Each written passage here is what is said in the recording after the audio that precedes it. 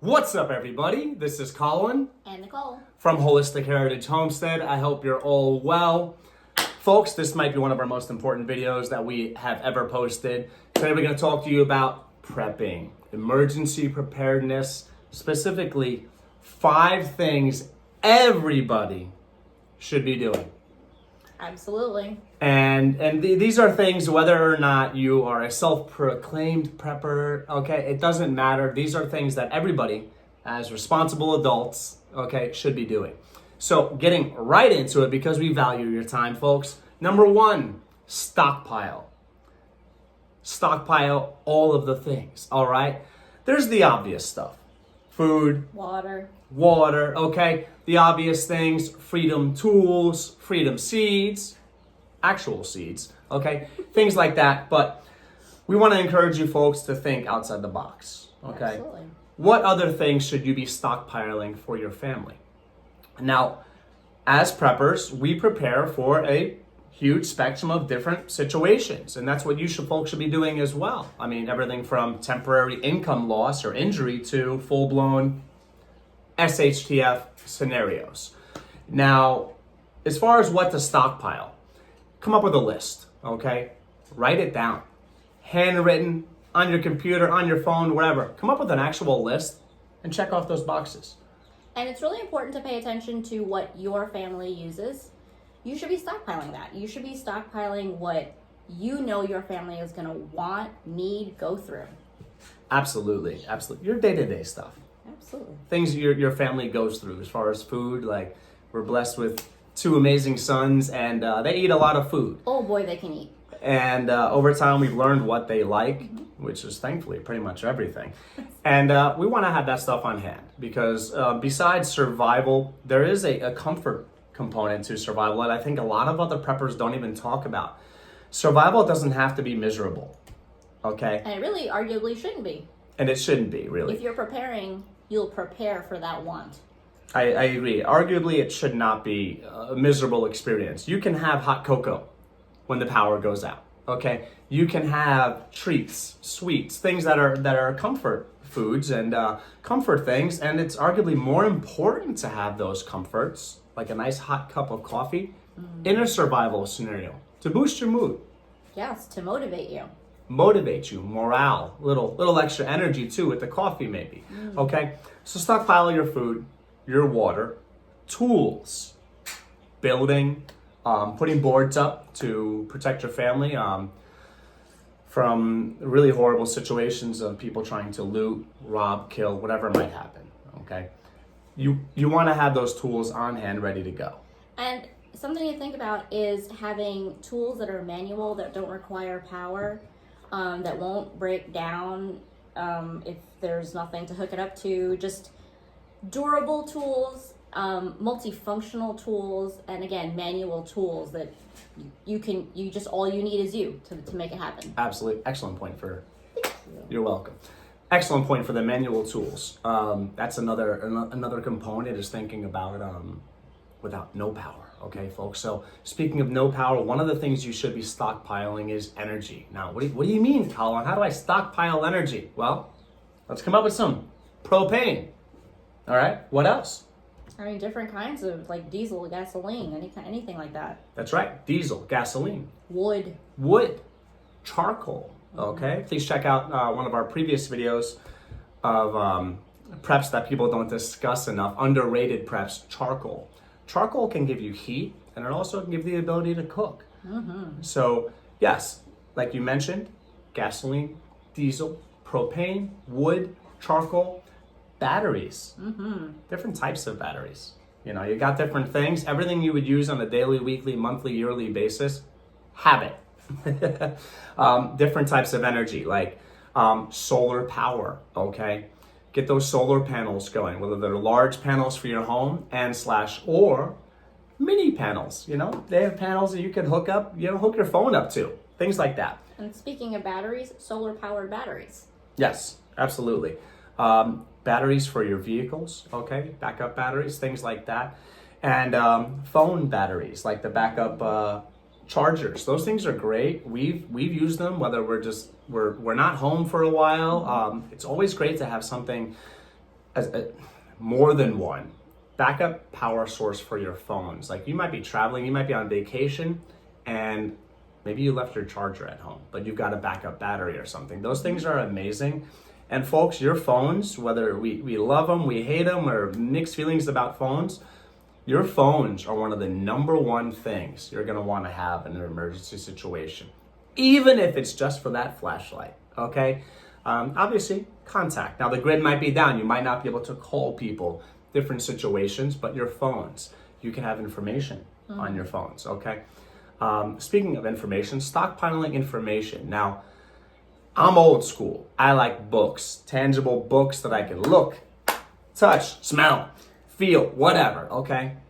Books. So get a library, a digital library, and also some actual books, magazines, whatever, that have survival information. I mean, we're at the level of prepping. We think about things like, how can we rebuild society if the collapse is a long-term, 3 months, 6 months, 1 year or more?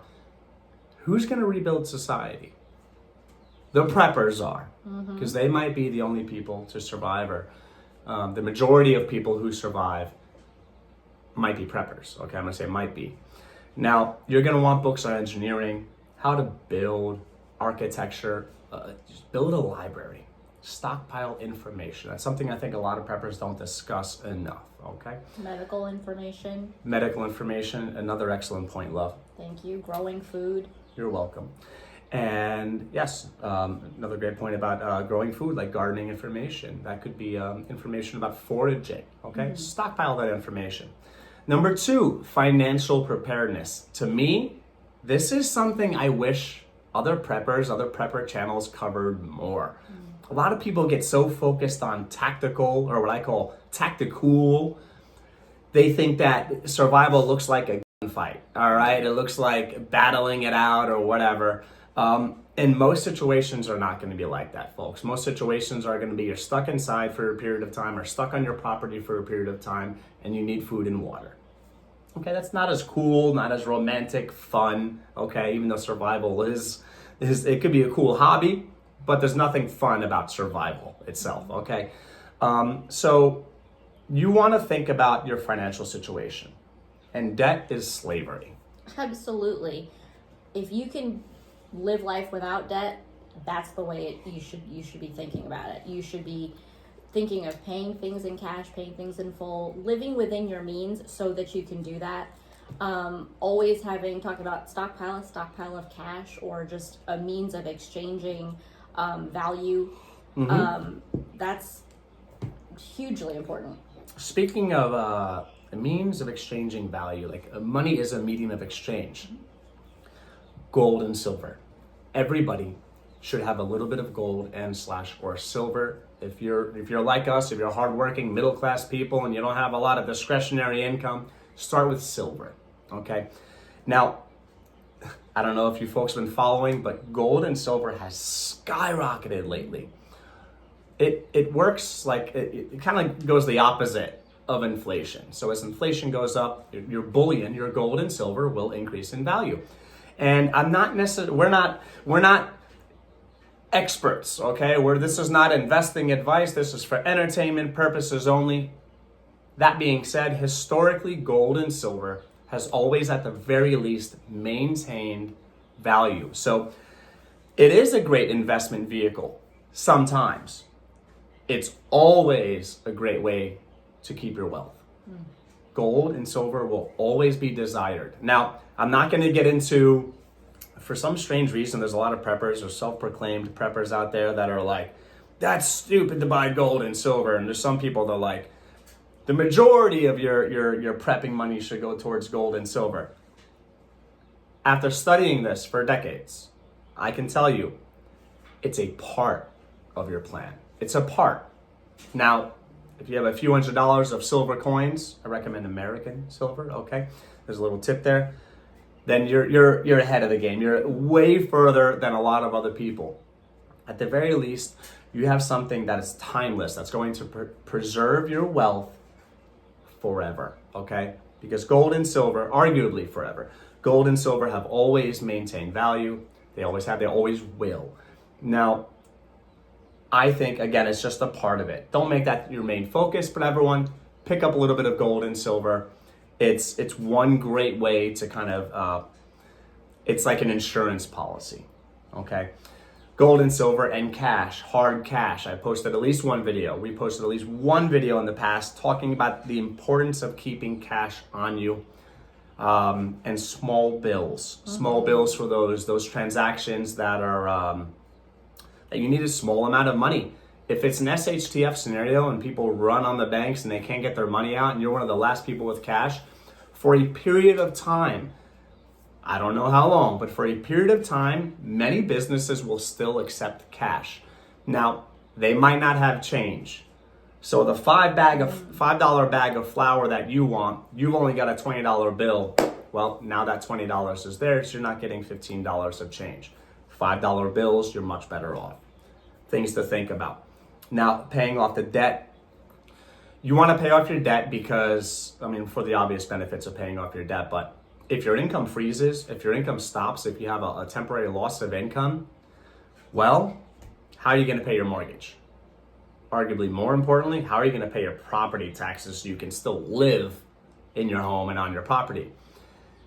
You want to get rid of that debt, because if it's credit card based debt, that's going to consume you, it's going to multiply, and usury is sadly legal, and many powers that be abuse that, and it's predatory, and it's horrible. There's freedom in being debt free, folks. Now, we've got debt, okay? We're like most other people, we have debt, we're trying to crush it, we're trying to get rid of it, and we're making progress, but that should be a goal. Now, many of you, I often find that once I give advice that I think is solid advice, many people immediately are like, but I can't, this, that, can't, blah, blah, blah, victim.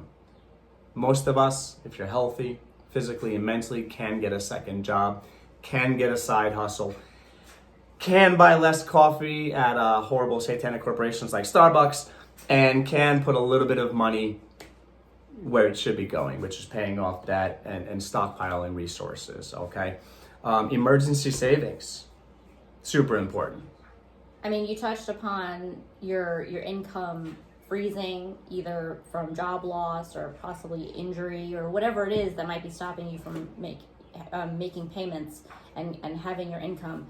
Emergency savings is key to that, because then you're not worried about those rainy days. You have a stash that you can lean on.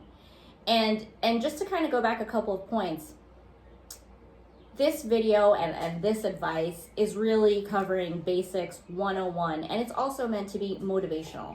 It's not meant to depress you like you can't. You should feel like, you know what, I can do this a little bit at a time. I can save $1 here, a penny here, because every little bit counts. Absolutely. Every little bit of good energy and good intention and good things that you do towards your goals, that all counts. Yes. So don't ever feel like, oh, it's too big of a mountain for me to climb. Just think, I can do a little bit at a time, and then by the time you look at it, you'll have something instead of nothing. That's right. Excellent. And you're welcome. And the thing is, for most people, again, we're working people, it is a little bit at a time. All right? It is a little bit at a time. The squirrel away method. I love that. Absolutely. And there's self-discipline there. There's self-control and self-discipline. You have to learn to control your impulsive and compulsive behaviors. And the thing is, yes, a lot of this is Prepper 101, but I think that what we bring to the table, okay, that a lot of other preppers don't, is details, things that a lot of people don't think about, don't talk about, and actually execution. How, in the procedural sense, how do you do it? How to actually execute, and how to make things happen, okay?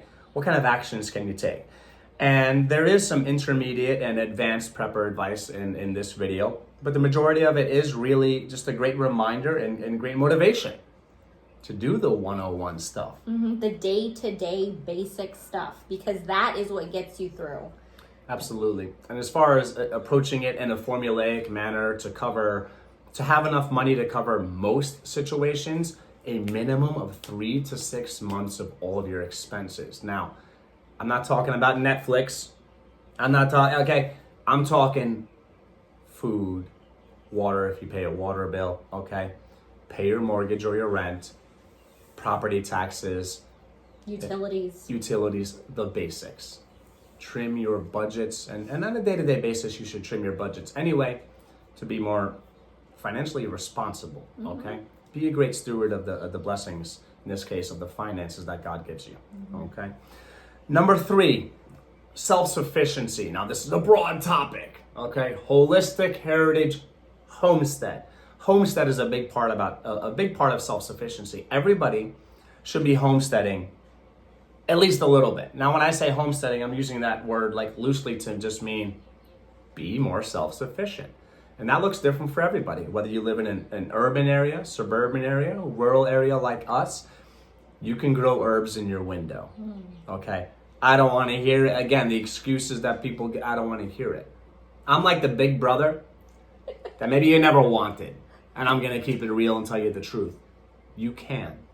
If you're healthy, physically and mentally, you can do some things. There are people raising meat rabbits, and there's a person, content creator here on YouTube, who was raising meat rabbits and quail in her apartment.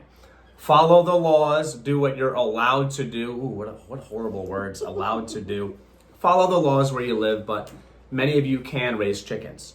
You can raise quail, you can raise meat rabbits in a garage, whatever. We lived in New York. We produced a massive amount of food in a tiny, tiny area, a yard. I don't even want to call it a property, a yard. It wasn't our property, but it was small. And containers, okay? There's a lot you can do with containers, a lot you can do in a small space. Don't underestimate how much you can achieve with not that much effort and not that much real estate. That's right. Yeah, a lot of it's easier than you think, folks. Sometimes gardening is complex and there's a lot to it. There's so much to it. A lot of times it's as simple as putting a seed in the ground and watering it, and sometimes plants you don't even have to water it and they produce food and you simply harvest. Actually.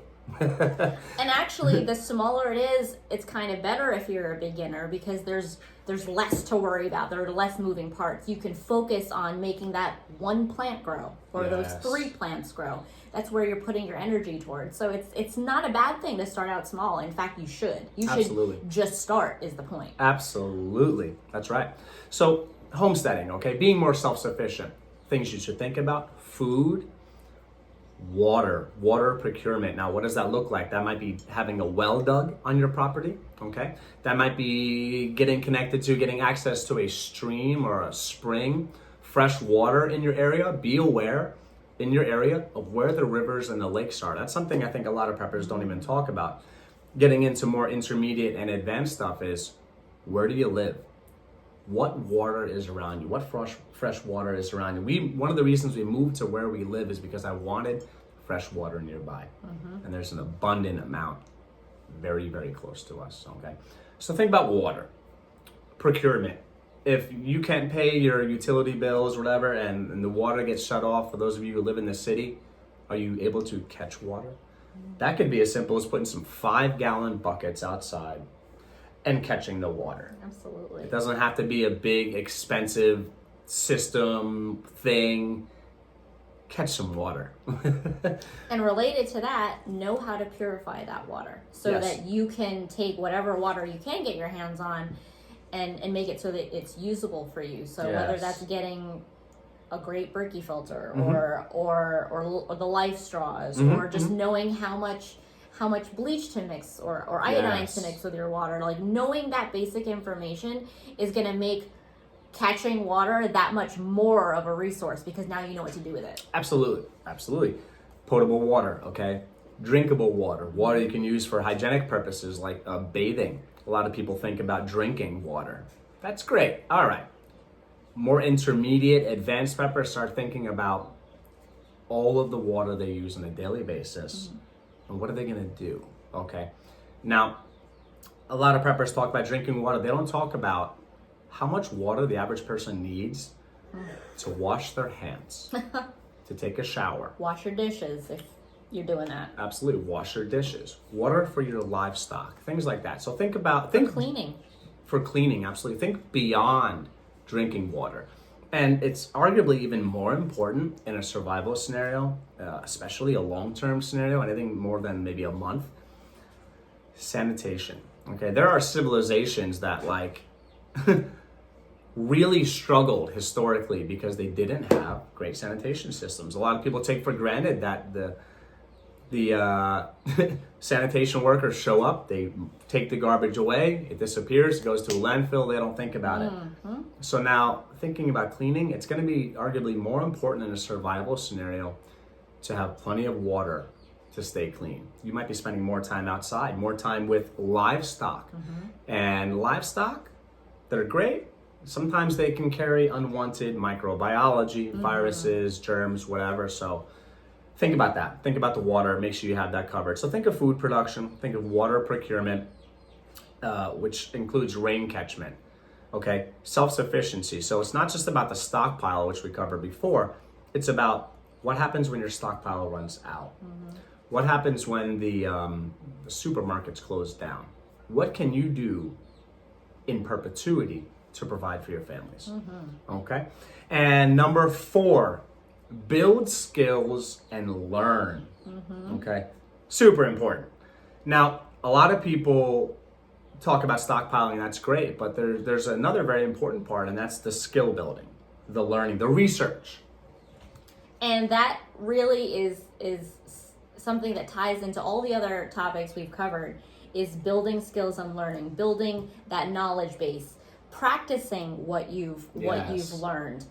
Because sometimes you'll have all these things that you've stockpiled, but you don't know what to do with them. Absolutely. So that kind of all goes hand in hand. It ties in to stockpiling and being prepared overall. Absolutely. And like you said, practicing. So what does that look like? Well, it means practicing bugging out, practicing bugging in. Now, what do you mean bug out? For those of you who might be new to prepping, you're baby preppers, okay? Bugging out means you're leaving your home, okay?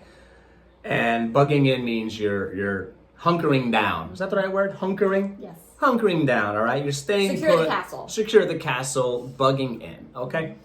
And for you intermediate and advanced preppers, what is that going to look like? Well, you might want to practice how fast can you board up your home? How fast can you get that plywood up? Okay, how fast can you bug out? Now, this is super important if you have a young child or children with you, because they need to learn. You can't expect them to just get it. Expect them in an emergency scenario to be like, I need to take this and put this in the trailer or the vehicle or whatever. Practice, and you know what? Make it fun. Yes. Make it fun for your children. Another thing is child. Another thing that's part of practicing is also having the discussions, having the conversations. I can't tell you how many times randomly things will come up that will remind me, I should discuss this with our boys. I should bring this to their attention so that they know how to act if something like this ever happens. They know what to expect. They know where they should be. They know who they should contact, who they should call, how to prepare themselves. So sometimes the conversation is part of that practicing.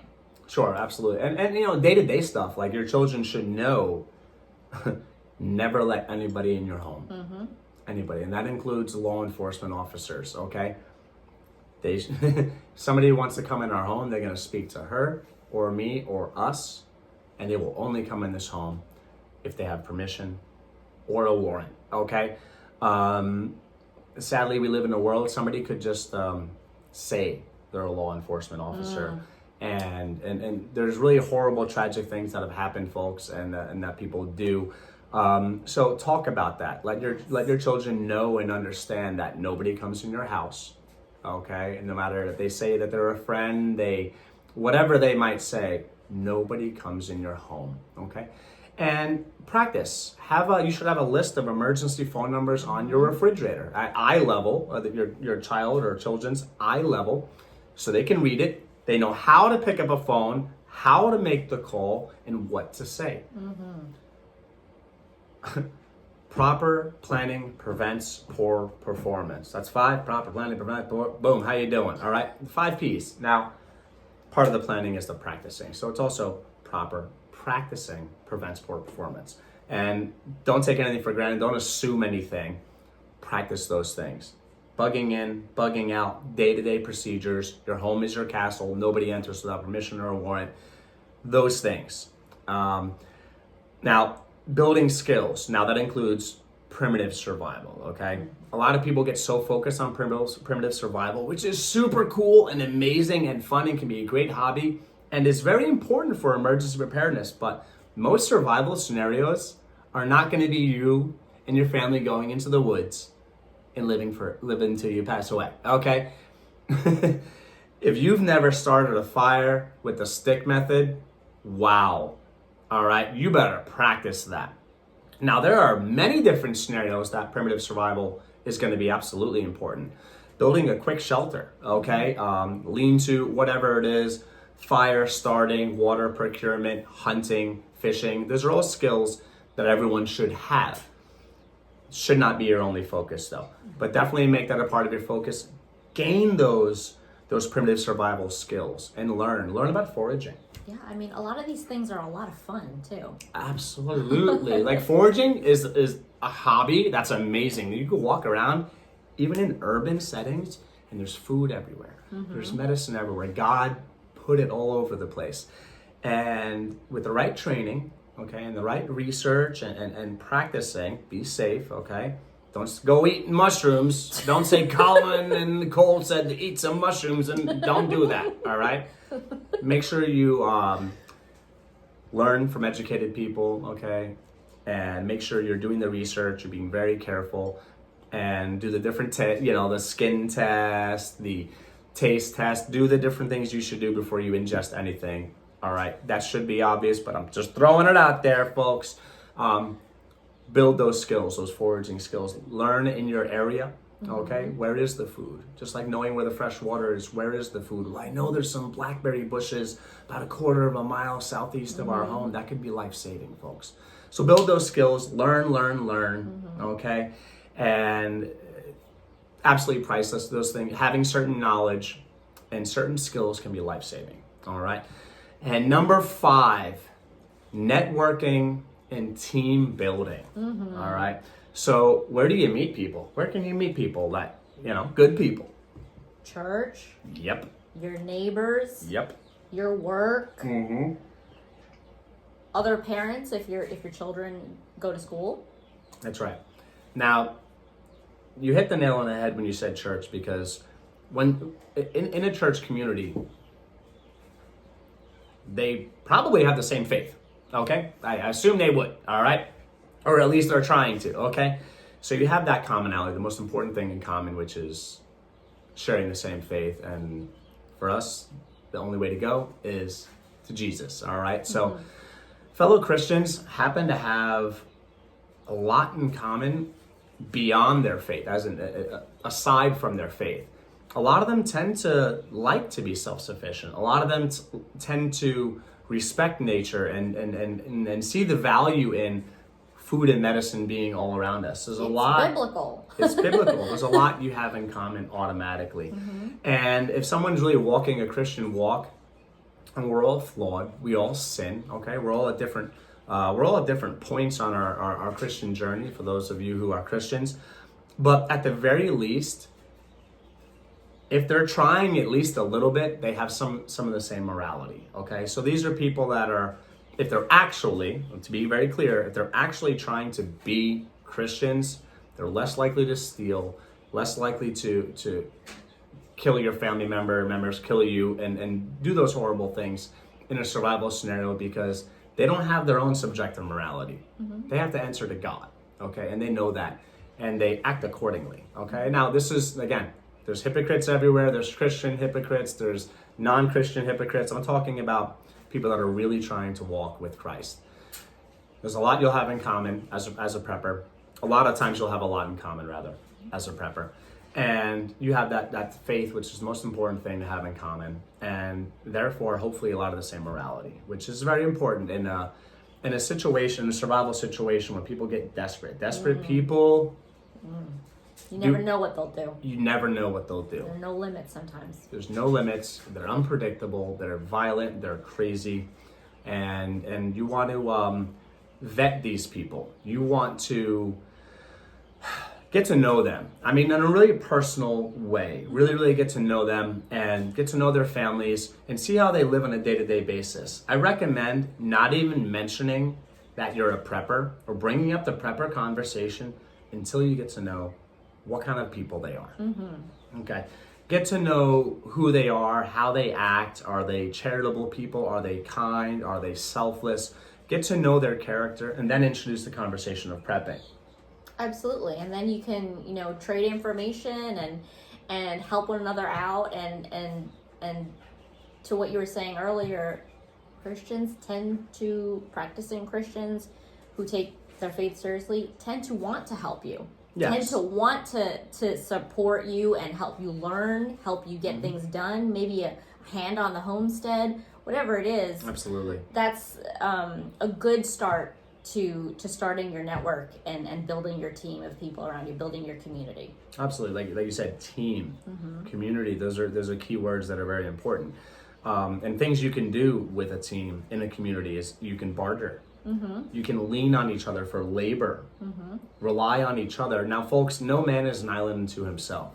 Someone said that, I think, or something like it, all right? But it's true. Whoever said it, it's absolutely true. No one is an island unto themselves, okay? I'm going to make this very clear for those of you who live in some type of not reality world, all right?